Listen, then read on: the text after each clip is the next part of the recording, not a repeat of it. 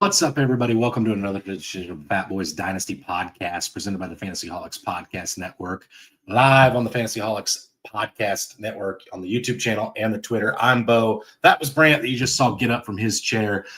Late night for Brant, just getting home from doing some stuff with the kids, but we always got to come through for all of you guys. Make sure we're here each and every week. So while Brant has a minute to collect his thoughts, real quick, I felt like it was necessary to mention some backfields and some injuries that took place over the course of this weekend that are going to be big and have impacts in the fantasy world. First one we'll talk about are the two guys obviously that got moved to the IR in James Conner and Najee Harris. I think the Najee Harris news out of the Chargers isn't that big of an impact for most of us in fantasy. I don't think many people were probably playing Najee at this point. Does give an instant boost, obviously, to Amarion Hampton. I think Hassan Haskins probably gets a slight role in that offense. And then on the other side of it, with the Arizona Cardinals, James Conner being out does make, I think, in my mind, Trey Benson a must start in your RB slots. I think he moves into that role rather than just a flex. In fantasy, obviously, it's going to take us a couple weeks to see what that actually looks like. There's Emil DeMarcado there as well. And I'm sure there's another running back or two there at some point. Kids, we get it, Brent, we get it. And then obviously the last one being CeeDee Lamb, which I think to me makes a tick down on Dak, but a tick up on Jake Ferguson, George Pickens, Javonte Turpin, if you're potentially looking at starting him in some deep leagues. I think it really excites me for Javonte Williams. Brant, your thought on those three injuries? Yeah, I think Trey Benson is definitely going to slide right into that RB2 role. Be great. Anyone that drafted him, it's going to be great for your flex because that's probably where you'll be able to fit him in, unless unfortunately you did have one of Najee or someone else as your RB2, which you might be struggling if that was your RB2. I'm thinking. But yeah, I think Trey Benson's going to ride in. Amarion Hampton, he showed out this week after Najee went down. It was great. That's probably going to be your key to see these rookies. We talked about it on the live, how we were a little worried about these rookies and how they were taking off, how the work was there and everything else. Well, you saw that great this week. You saw, Hampton take off, and another guy that we're going to talk about here in just a little bit about and how he's moving forward. And I think it's great for Hampton owners that now you're going to get that return value most likely. I think Javonte Williams with Dallas is definitely going to take a tick up because they're not going to be able to. I mean, you just don't have CeeDee Lamb. You don't have somebody getting 10+ targets a game. Pickens isn't that guy because now he's going to see the number one. And I honestly don't know if it's going to be much better for Pickens because he will be seeing the better coverage now. So it's going to be a little tougher for him moving forward. And then was that Ferguson, I think, might end up being the one that actually takes the bigger tick this now with, CD being out. Ferguson could end up seeing multiple targets, multiple more targets. And then, I'm going to talk about this backfield as we saw this week. Zach Charbonnet was out and Kenneth Walker was not productive. That is a backfield that I'm probably staying away from. So most of you guys that did end up drafting Walker now, hopefully you have either Benson or Hampton to be plugging in your lineup because that's a backfield I'm not trusting. And I'll talk more about that here in a little bit as we talk about some trust falls today and things that we do and don't trust. That'll be one of the easiest things as you hear in my background. My kids just had the homecoming parade, so they're all going through their candy and everything else, and better be saving some for the fat guy. Oh yeah, the dad tax. I get it. Yep, that'll be a thing. So that'll be real easy for me to jump into as we talk about some of these trust falls. But yeah, this has been just a crazy year. And then you got to talk about Russell Wilson getting benched for Jackson Dart, which could end up playing. We saw Wan'Dale Robinson look phenomenal in the first 2 weeks, and then this week he just kind of fell off a cliff. What's that offense going to look like forward? Tracy went down as well in the injury. Cam Scatabo runs like a guy that just wants to be concussed. Watching that game, like I've been a big Scatabo believer. I love him. I can't believe I was only able to get him in one league, and it was actually our co-owned league. And just the way he runs, it's so physical and so violent. I don't know if that's going to be a season-long thing now that I actually sat down, watched that game, and it had a chance to go to the sideline. He goes, no, I'm going to go through your chest and said, I don't know how much I'm going to trust Scatabo the rest of the year. I think I will probably the next couple of weeks, but that might be all you get from Scatabo before he winds up on the injury reserved. Yeah, I think for sure when you talk about a rookie quarterback starting, it's something you and I bring up on this show pretty frequently. Trust him, trust his wide running backs and his middle of the field guys. I think in this case it does lead to liking Wandale Robinson a little bit for me. But I'm interested to see what the Jackson Dart thing looks over. And Brian Dable has come out and said, "Hey, this is our guy for the rest of the season. There'll be no quarterback carousel. It's Jackson Dart's show." And so it's going to be really interesting. I think that's Brian Dable, which I think a lot of us in the fantasy and football worlds alike think Dable's got to win some games this year. It's probably over with anyway, and he's putting all his chips on the Jackson Dart table. So it'll be interesting to see how that offense progresses, because obviously the offense we saw week 2 against the Cowboys was a lot of fun, right? I mean, Malik Neighbors, Wandale was awesome. This week, nobody except for Cam Scatterbo was really worth a darn. So it'll be interesting to see how that offense moves forward with Tracy. I will say, I think I'm interested in starting the Los Angeles Chargers defense this week against Jackson Dart, but we'll see how that goes as that moves forward. So we do have a question from Tony real quick that I want to make sure we get answered before we start into getting into these actual trust falls that we're going to talk about here, and what is a new episode, if you will, for the Fatboyz. 5 years in, I don't know if we've ever done a trust fall, but we'll talk about it. All right, Tony says, who's the better play this week, Benson tomorrow or wait until Sunday and play ETN? He already has CMC and Bijan in, worried about McMillan, Calf, plus Gonzalez is planning on playing Sunday. So it sounds like it's Benson, ETN, or McMillan in the lineup, Brant. Well, Seattle's actually been halfway decent against the run, but I still think I'll lean Benson. We get beat on the outside. I know Witherspoon's supposed to be back. Love's supposed to be back this week. I think Nick's still going to be out. So I think that middle of the field and being able to break out on some swing passes or whatever else will help with Benson. ETN looked decent at times during the game, but he also looked horrible during the game. I know Tootin just went.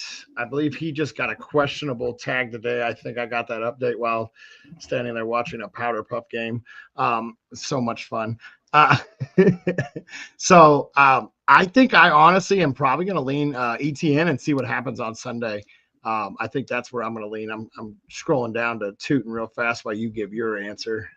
Yeah, for me, I think Benson is intriguing, right? We don't really know what the Seahawks run defense is because it feels like they've been blowing out their opponents, which has got to be kind of fun for you as a Seahawks fan, minus kind of week 1, I guess. Jaylen Warren had a pretty okay week 2. Obviously Kamara didn't really have a great chance to get established on the run this week, playing from behind so early, but so Benson's intriguing, but to me, I think I want to play Tet McMillan if I can. So I think if my option is I either play Benson tomorrow and pass on McMillan, or I put ETN in the lineup and wait and see if McMillan can come, I'm probably going to wait for McMillan. I think he's got a much higher ceiling, in my opinion, than Benson does. And I think your running backs are already high enough ceiling, or high enough floor, low enough ceiling, or high enough floor and ceiling in Bijan and CMC that you don't necessarily need to play safe with your running back spot. So I think I wait until for McMillan. Yeah, and as we do talk about ETN, Tootin did show up a shoulder. He was unable to log a whole practice today. So he does have a questionable tag, but it doesn't sound like it's too serious. So he may still have Tootin there. But yeah, like you said, I think I would lean Tet, especially with those two being my running backs. And if I got to go with ETN, I'll be okay with it. He's been serviceable. He hasn't, like I said, at times he's looked phenomenal. And then there's times where he just looks his inefficient part like he was last year. Yeah, another question here from Kevin. He says, Benson tomorrow night or Quinshon Judkins this weekend? Who does Cleveland have this weekend? It doesn't matter, Brent. I mean, I think they're not playing a defensive line that's any better than the Green Bay Packers this week. I'm going Quinshon Judkins. Yeah, I think I'm going to have to lean on Judkins as well. We'll talk about Judkins a little bit here coming up. But yeah, it's Judkins for me. Okay. All right, Brent, let's talk about it. You and I, we're not the type of guys that are going to be taking trust falls a lot because there better be an army behind us. Otherwise, that fall is going to be quick and it's going to hurt at the end of it, right? So if I'm falling into something in fantasy, it's got to be something that I've seen. I feel like I really trust it at this point, and it's got to have some validity to it. So let's talk about some things that we trust in fantasy. And as has been the case this year, you and I seem to be pretty synced up with some of these things. Almost every week on the live start sit, it feels like we're in each other's head there talking about the same guys. And Years past we've disagreed on a lot. So this year we're not. So let's talk about some of these things. First thing I've got that I want to mention is the Eagles offense, right? And it's so tough to say you trust the Eagles offense because it's like, which Eagles offense do we have? The Eagles offense is 100% willing to win gritty football games this year. And that means some weeks you're going to get a big Saquon Barkley game on a run, and some weeks you're going to get a big Jalen Hurts game on the ground. And then as we saw this week, they got behind early to the Los Angeles Rams. I'm sitting texting you in the first quarter of the games on Sunday going, Jalen Hurts really cannot throw the football. He is not good for fantasy. What's he do? He shows out, absolutely puts it on the Rams, comes back into that game through Goddard, through A.J. Brown, through Devonta Smith, and has a very, very serviceable game through the air. And again, you and I both sat Sunday morning live on this very channel saying, I'm not really sure I'm in on the Eagles pass catchers. And then they have a amazing week, Brant. So again, for me, I trust the Eagles offense to get it done. Not sure I trust them starting every player certain weeks, obviously. I think that at this point, though, it's impossible to sit any of those guys. Your thoughts? Yeah, I think this is an offense that's going to be so hard to sit. It's one of those, but I think that maybe they unleashed it and showed what Jalen Hurts can do. And it still wasn't pretty. Some of those passes, A.J. Brown and Goddard and Smith made him look so much better than he was. I think this is going to be an offense, and I think that maybe they may have turned it over a little bit and they'll start airing it out a little sooner. But the only two I'm trusting there is Jalen Hurts. He's going to end up getting a tush push into the end zone, get 7 points there. And, we saw more designed runs, and they were talking about, getting him more designed runs after week 2. And we saw some design runs in the second half of that game, and that really opened up the passing. So I think Jalen Hurts and Saquon, I'm definitely going to trust every single week because you can't bench Saquon. You just can't. That's a man that I agree. three carries in a game. Next thing you know, he's got 80 yards and 2 touchdowns and then another 7 targets. I think A.J. Brown is going to be a guy that you can't bench. I think Devonta Smith and Dallas Goedert are going to be matchup based, that if the game looks like it's going to be close and everything else, you can trust them. But anywhere else, it's like, well, I'm not going to. We knew the Rams were able to hang points. We knew that they had a very good pass rush coming into that game. I think they put the first 2 weeks, they were I think like top 3 in pass rushing defenses. And so you knew it was going to be a good game, but you never would have thought that the Philly was going to fall that far behind that quick. So yeah, that's good. That offense is going to get it done. They're going to win or going to be in every single game, whether it be late. And I think it's just Jalen Hurts and Barkley are the only two that I really do trust to get the fantasy points. And that's hard to say after Hurts had such an abysmal week 2 where he only had 12 fantasy points. But that's where I'm at with that trust. I trust that they're going to be one of the most fun football teams to probably watch this year. But it's going to suck for fantasy. No, they're not. It's not fun watching gritty football games where they're, tush push in every fourth play. And yeah, I'm sorry, it's not fun. That game against the Chiefs was not entertaining to me. I like this week's game against the Rams. That was a very entertaining contest. Okay. I'm an SL-T for high scoring contests where like the Giants and the Cowboys lit the board up. Right. Tony, I do see your comment here. I want to make sure I get to it. We're going to talk about this in just a few minutes, so don't go anywhere.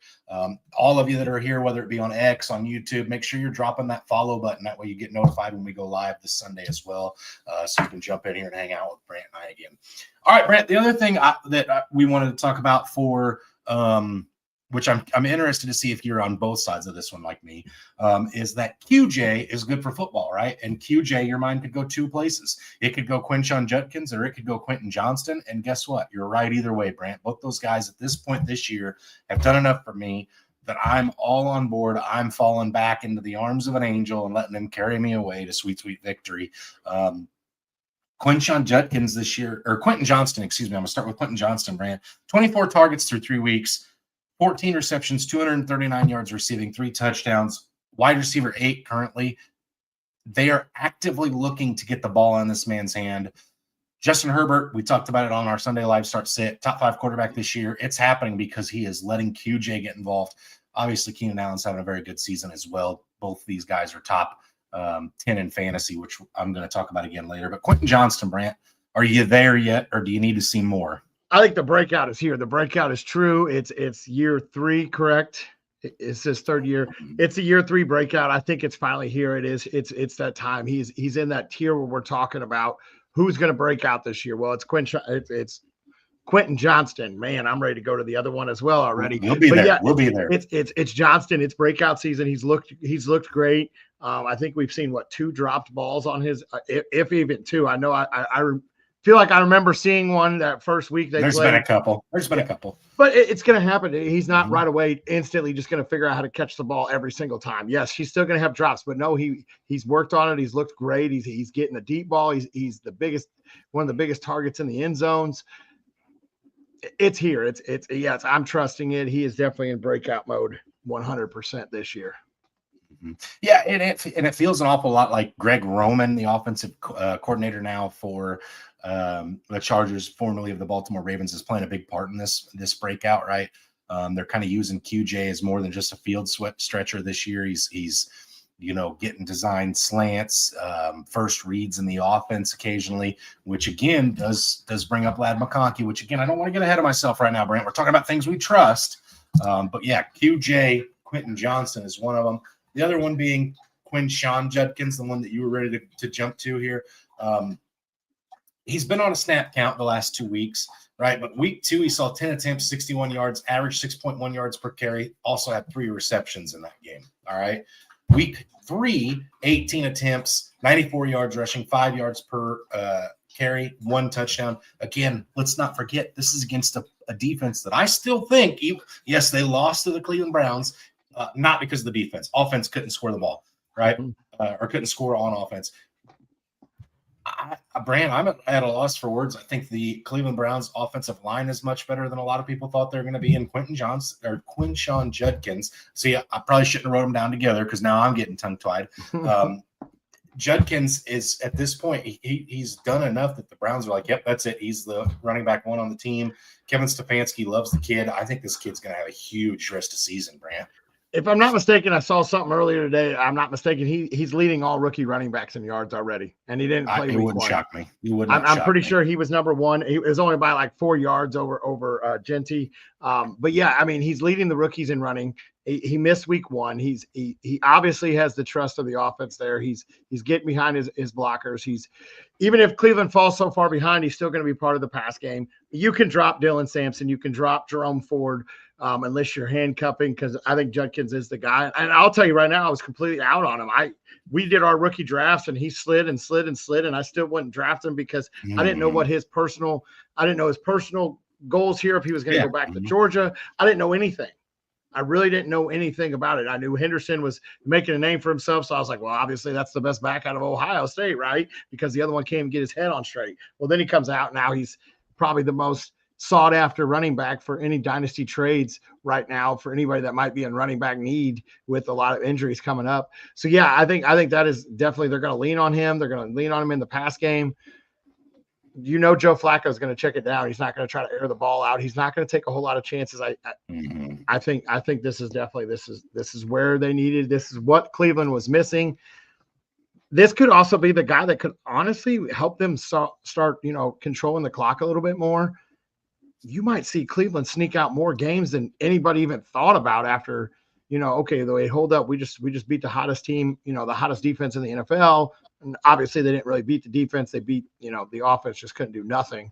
But still they're like, okay, we control the clock. We let this guy work. We may end up sneaking out more wins than we probably should have this year, and maybe even sneak into the playoffs. Who knows? So yeah, I think that Judkins season is all aboard that choo-choo train. Get him if you can. If for some reason he's on a short leagues, short bench waivers, I would be definitely putting it all out there to go get him. I doubt he didn't clear waivers this week, so I'm sure he's picked up in every single league. Yeah, just for the record, Hampton's at 142 yards on the season, Genty's at 144, Judkins is at 155, Scatabo 102. So yeah, he is leading and missed week 1. And missed week 1. So yes, he is leading the pack at this point. So yeah. Real quick, Kevin says he has a lot of depth at running back, and he's trying to shop Ridley and Pollard for a solid wide receiver. He offered them both for Rashee Rice. Thoughts on that offer, or possibly thoughts on another wide receiver trying to target? Go ahead, bro. If you get Rice, that's going to be phenomenal because we've seen Kansas City struggle with the pass catchers. Everybody's guess is, we can get this guy. He's going to be the number one there. We can get this guy. He's going to be the number one there. But Kansas City's struggling. They're 1-2 right now. They're staying afloat until they do get Rice. Rice is going to fill right back in, and he's going to be the number one guy. He's going to be the most trusted guy there because even Kelsey doesn't look the greatest right now. If you can end up getting Rice, this is another guy that I would trust fall right into trading for him. He's going to fall right back into the role that he had, and we saw how phenomenal he was with Patrick Mahomes. Yes, it may take a week for them to get that rolling as soon as he comes back. I think week 7 he comes back. So week 7, maybe, slow your roll a little bit. Then week 8, I think it's going to be all horses a go. And I think Rice is a phenomenal guy to go after, especially if you can get that. Yeah, I agree. Obviously Brant, you saw that I had to, you didn't see that I had to. I traded Rashee Rice in our home dynasty league to acquire Sean Judkins today after losing 2 running backs and having no depth on a team that I think is contending. I had to make a move. I love Rashee Rice. I think Rashee Rice, if you can get him for Ridley and Pollard and tread water until you get Rashee Rice back, I think your offense is going to explode. So if your team's good enough to wait till week 7 when Rashee Rice comes back, I think that's a smash. I don't know if there's a better one out there that you could get for those 2 players. That feels about right for me at this point. So especially if the other owners may be trying to pick a couple wins up in the meantime. Absolutely. All right, Brent. So here's some things that I wrote down that I don't know as though I trust. You tell me if maybe I'm reading into it too deep. The first one, all I wrote down was Derrick Henry's hands. Every week for fantasy, Derrick Henry just has a game. It's just Derrick Henry things, right? 3 touchdowns on the season, but also 3 fumbles lost in pretty crucial timing of some of these games. I think week 2 was actually early in the contest, if I remember correct. And then he was like AWOL for several quarters. But, again, in redraft leagues, Derrick Henry was probably a top 25 pick. In Dynasty, he probably still commands a first-round rookie pick. If you're going to go try to acquire him even at his age, but it's like, man, how many times are the Ravens going to put the ball in his hands if he's going to fumble it? This Ravens team has got huge aspirations. This is not the Tennessee Titans where the whole show is Derrick Henry or bust, right? How many times and how many things? Basically, what I'm asking is, are you trusting Derrick Henry the rest of the season still, or are you getting nervous? I'm going to hope that he keeps doing Derrick Henry things, even if the fumble is involved in it, because I think teams are realizing that, hey, in the fourth quarter, we can't really take this man down. You've seen it for years on years on years that, he gets so much better in like the fourth quarter. He just wears teams down. I think teams are starting to realize, okay, but the way he carries the ball, if you've watched 2 of those fumbles, they were punched away almost perfectly, especially that one this past week where they came up behind him and punched it out. They're finding different ways to get the ball out of his hands. So, no, I'm not going to trust him. This guy could end up fumbling once a week all the way through the season. I'm going to trust him to get the workload. I don't really know what happened week 2. Maybe they just felt that comfortable that they were going to win that game, that they're like, well, we're only going to give him 11 rushes. And, maybe that's the way they felt. But no, I'm going to trust Derrick Henry to keep doing Derrick Henry things, but I'm not going to trust him to hold on to that ball. I would almost probably scratch him for a fumble every single week because teams are starting to find out that later in the game, yeah, he starts to beat the crap out of you and wear you down, but he also has a weakness of the way he carries the ball, and teams are starting to see that now. Yeah, the attrition of trying to tackle Derrick Henry for 4 quarters is real for those defensive players. But yeah, I mean, a career of 23 fumbles over the course of his career is what I'm trying to say, and not counting the 3 from this year. So it's not a problem that's been huge or wildly prolific for him. But the fact that it's happened 3 games in a row and 2 of which have been very costly in games that the Ravens could have won, it makes you wonder how many times is that going to continue to happen. I think we're reading into it a little deep, but it's worth mentioning, I feel like. So I had to bring it up. I think, honestly, if he keeps fumbling in the fourth, you may not see him milking games away anymore. You may see Mitchell in there to try to get a set of fresh legs, try to get somebody else or Justice Hill in there Justice Hill to hold on to the ball a little bit better, or maybe Lamar Jackson's going to be pulling it away from him. Like, you know what, dude, you've been fumbling. Let me just read option this myself here, and I'll go ahead and get the 4 yards on this scamper here, and I'll take the small little hit and slide. So if this continues to happen, I do think that what you get in the first 3 quarters might be what you get from Derrick Henry if he keeps costing you in the fourth quarter.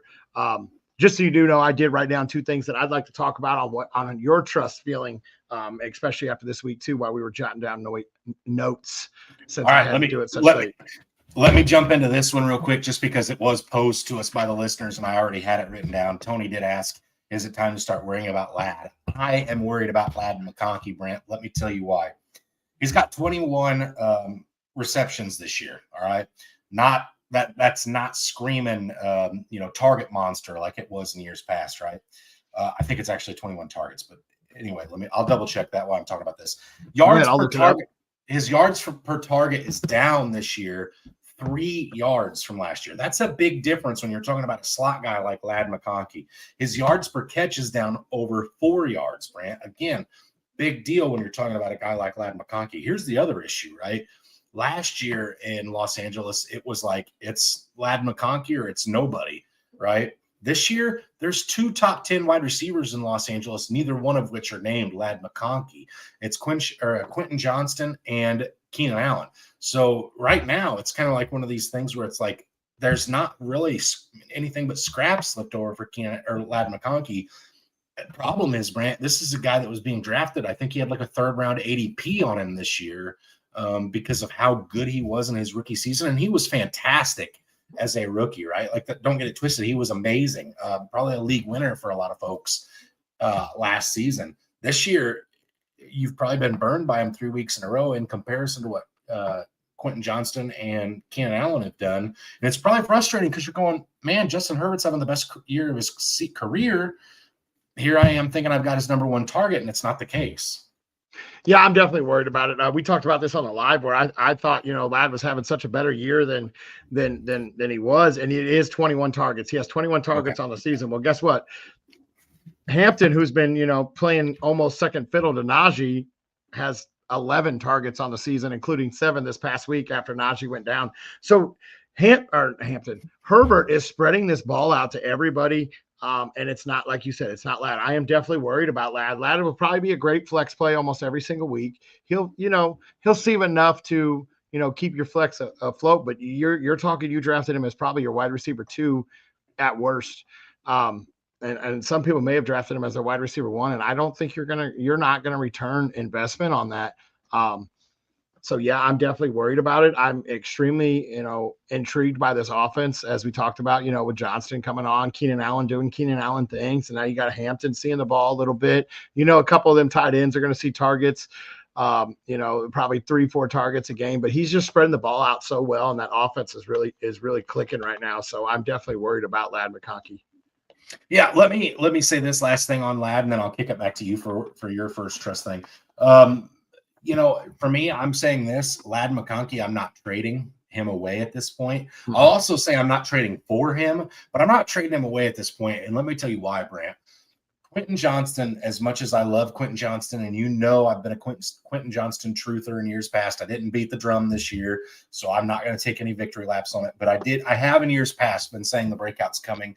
Did not get on that train this year, but I am happy to still own him in plenty leagues and be playing him in some of those as well. However, that being said, I don't know that I would be shocked if it changed and Quentin Johnston fell a little bit back, or Keenan Allen took a step back with his AC joints from an outer planet. If you've seen that picture on Facebook, dude's got like golf balls on his shoulders.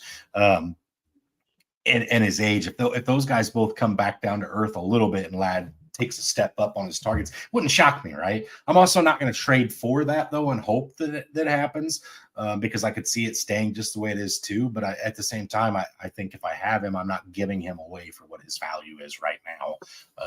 So I think I'm comfortably holding him. I may not play him, for a few more. I don't know how many more times I want to be burned by him, but at this point, I'm not just jumping ship. Is what right. Absolutely. All right. So one of my first things that I'm going to talk about is we thought it was going to be serviceable. We talked about it. And we thought the quarterback was going to be great. And I know it's only 1 week. The Bengals offense, are you worried about it? After what we saw from Browning this week and Jamar Chase and T. Higgins and Chase Brown, it looked bad. They had what? The defense, they gave up what, 30 some points in fantasy defense to the Minnesota Vikings. Great. The accuracy wasn't there. It looked atrocious. I'm worried about it. I'm worried about it moving forward. But then again, there's, could we see the Cincinnati Bengals try to make a small, soft trade to go get Jameis Winston or Russell Wilson or I would say Kirk Cousins, but you guys wound up playing Kirk Cousins last week. Don't start that. Raheem Morris has put out any doubt that there's a quarterback competition. There's no point in Penix getting hurt in a game we were blown out on. There ain't nothing there. Kirk Cousins can go. We don't need him. It's Penix.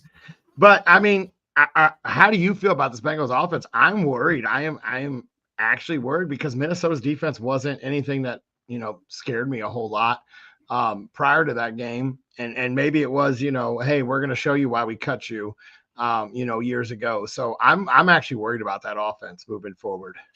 Yeah, I'll say this, Brant. I'm not worried about T. Higgins or Jamar Chase necessarily. What I am worried about is Chase Brown, right? We heard all offseason that Chase Brown, this offense was, tailored to him. He's going to come out and have this just dominant year. And if you look back at last year, Brant, this guy, or let me say this. In his 3 games, he's averaged 2.05 yards per carry, 2.94 yards per carry, and this weekend, 10 carries for 3 total yards, averaging 0.3 of a yard in his carries. Last season, Brant, he had 1 game that would be worse than anything he's done this year, and that was week 8 against the Philadelphia Eagles last year, where he still fell in the end zone. But even so, saying you're not averaging many yards against the Eagles' run defense is vastly different than saying you can't get it done on the ground against Jacksonville or Minnesota. Now, they do have a plus matchup for the run game against Denver this week. We'll see how that actually works out. But I'm worried about Chase Brown because, after the season he had last year, ADP skyrocketed. I'm sure the trades that were sent out to acquire him were pretty steep priced. So yeah, I'd be lying to say I'm not nervous about him. I don't think we'll advocate to start Jake Browning again anytime soon. I kind of was optimistic after how he looked in relief of Joe Burrow, but after last week, I think we'll probably take a flyer on that one. But yeah, I mean, Jamar Chase is going to do Jamar Chase things. T. Higgins will do. I mean, those guys are talented enough. It doesn't take a whole lot of targets, so we'll see. I'm not that worried about those guys. Chase Brown, absolutely. The tight ends, absolutely. Okay. All right.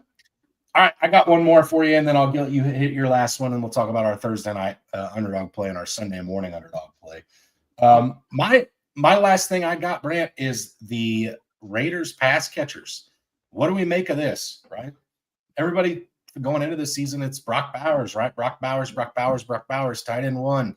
Brock Bowers had an incredible rookie season. Incredible, right?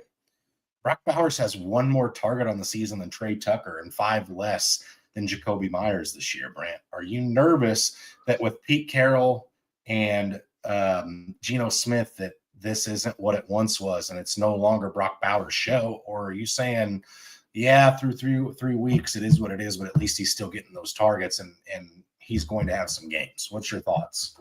I'm nervous. I think Geno's spreading the ball out, to everybody. I know Jacoby hasn't been the greatest either. And, from anybody that knows me that I was a Jacoby believer when he came out as an undrafted rookie. I think that Geno's just finding ways to get to his receivers, just like he did in Seattle. You never really saw, I know DK had a few breakout games, but you never really saw that this is the number one. There were certain games that, Tyler Lockett saw more targets than him. There were certain games where the tight end was seeing more. So I think he's just finding ways to get the ball down the field the best he can with the targets or with the weapons he does have. I know Bowers was banged up in week 2. So, he was, a little slower week 2 and week 3. I'm not as worried about Brock Bowers. I think he is still going to be the go-to guy there. eventually it will take over and show that he is the best pass catcher there. If he hasn't already, I think he'll get back up to speed. I'm not too worried about it, but yeah, I'm actually a little intrigued on trying to look into these receivers a little bit more and keeping an eye on it, because a lot of these guys, some of those guys could end up being the breakout guy of that. And like I said, he spread the ball out pretty decent in Seattle. I never was a huge Geno guy, but that's just the way that Pete kind of gets it. Even when, you go all the way back to Doug Baldwin and Jerome Kearse, they kind of alternated games, and then you had Lockett and DK alternating games. That's just kind of the Pete Carroll system is certain running backs, certain receivers, when we always wanted to run the ball. So I thought Genty would be doing phenomenal, but I mean, he's seeing the touches. Genty is seeing the touches. So it's not, the workload's there for him, but I think eventually Browers will be the breakout guy there. I just don't know if it's going to be as high of a breakout as we saw his rookie year. I do think that we're going to have to come back down and really, say, okay, this is the Raiders offense. We've got to move the ball somehow. So he's going to throw it to everybody that he can. So I think that I am worried about Bowers being that tight end one by the end of the year. We all thought it was going to be Kittle. I'll tell you the thing that does scare me the most at this point with the Raiders offense is the fact that Ashton Genty only has 6 targets through 3 weeks. Mm-hmm. I think at some point they're going to say, hey, this guy's too important. We drafted him too high to not try to get the ball to him in space. I think his targets go up at some point, and I wonder who that does hurt in the long run. Also, I think it's worth noting one of my favorite guys in the draft process this year, Dante Thornton out of the University of Tennessee, the huge speedster. He's also got 12 targets in this offense. So, I mean, you talk about spreading it out. Geno is doing just that. And it makes me, again, I want to preface this by saying I'm not saying Brock Bowers falls out of the top, 12 tight ends. That's not where I'm at on this. He's currently number 8, so it's not like he's, falling off a cliff here, but not what we were seeing last year where it was like everything is to Brock and there's a few table scraps left for Jacoby. Okay. Yeah, absolutely. I think, it will be a little different to see this year. It's a whole new system there. Maybe when, it falls into place, maybe we start to see Bowers, move back into that top 3 role, but I do think it's going to take a little bit of time, and it might be too much time for him to make it back into the top 3. But we know how the tight end position goes. You could have 1 week where you score 40 points. The next thing you know, you're tight end 3 at the end of the year after you didn't score for 3 straight weeks. That's always a possibility with the tight end role in fantasy. So my last worry, and I know where my side of this is, so I'm gonna speak my side, and then I'll send it to you. And that's the Seattle backfield. So week 1, I'm going to go. Walker saw 10 carries week 1, 13 carries week 2, 16 carries week 3. That was 16 carries without Charbonnet. Charbonnet saw 12 and 15 in week 1 and week 2. Charbonnet's got 1 touchdown with 0 targets. Walker has 5 total targets and 3 touchdowns on the year. This is a backfield I don't want any part of, and unfortunately, I have too much part of because Walker looked phenomenal week 2. He was average 8 yards per carry. He looked great. Charbonnet was literally looked like Mark Sanchez running into people's butts. That's the way he looked week 2. And then he sat out week 3, and then he logged a full practice this week. So it sounds like they're both going to be active. And I'm terrified to start either one of these backs in Seattle because I think Walker averaged like 2 yards a carry. Now, I know he had 2 touchdowns this week, and they were like 3 yards out at the best, and I think he still only ended up with 2 yards per carry. I'm terrified of this backfield for fantasy. I want to hear your full thoughts on this. My full thoughts are this, Brant. If I had to pick one, life on the line, had to put the ball in one of these guys' hands, or the ball, so to speak, on my fantasy lineup, it's going to be Kenneth Walker. He is more athletic than Zach Charbonnet. He does fit as a better pass-catching running back than Zach Charbonnet. However, I'm going to also say, if I have the choice I'm not playing these guys because I don't think which one it's going to be. I really don't. I think fantasy-wise, it's going to depend on which one falls in the end zone each week. And I don't think we honestly know that. I think their snap share is going to be very close to 50%. I'll say this, Brand, if either one of them misses time, I'm extremely comfortable starting the opposite, right? Like we saw Charbonnet out. Walker had a great week. This week, I think he was saved by falling in the end zone twice, but We'll see. I think if that's the case, I'll take the 2 touchdowns, and that wouldn't have been that way if Charbonnet would have been there, right? So, and we can say it was saved by 2 touchdowns, whatever. Anytime your running back finds the end zone, it's a good week. But yeah, I just don't know as though I feel comfortable in either of them right now is where I'm at. So I think I agree with you. All right, absolutely. All right, got one more question here from Kevin before we jump into the underdog plays. He says, would you take Jamar Chase and Chase Brown for AJ Brown and Trey Benson? I 100% do that. 100%. 100%. Yes, I would take Chase, and I would take the Chase duo over Brown and Benson. Yes. And I will say I think Trey Benson probably has a chance to be better than Chase Brown rest of season potentially, but I think Jamar Chase will be. He's Jake Browning proof.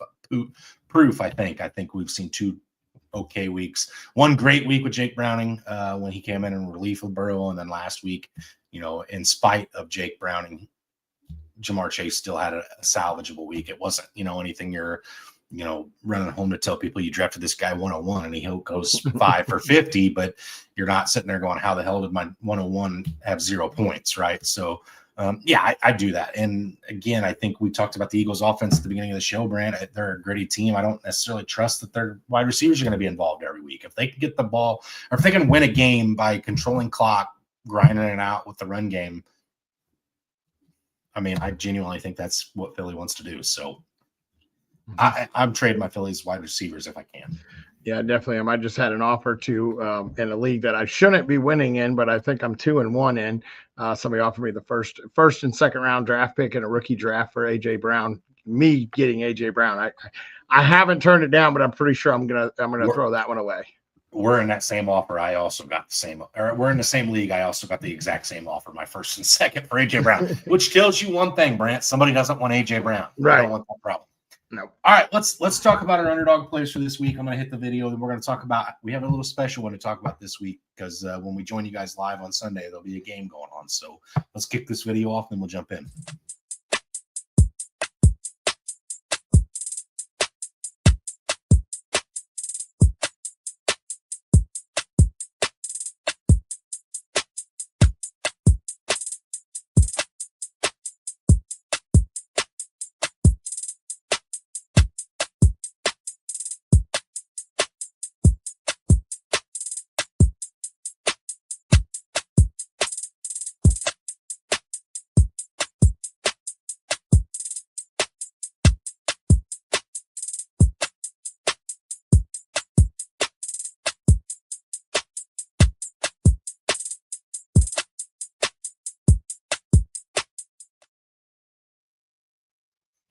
All right, Brant, let's talk about the Thursday night contest first. Obviously, this one's a little more near and dear to your heart because it is your Seattle Seahawks that are riding pretty high off of a pretty big whipping of the New Orleans Saints coming in to battle a Arizona Cardinals team that just lost a captain of their team, and James Conner hasn't really been lighting the scoreboard up. What are your thoughts coming into Thursday night?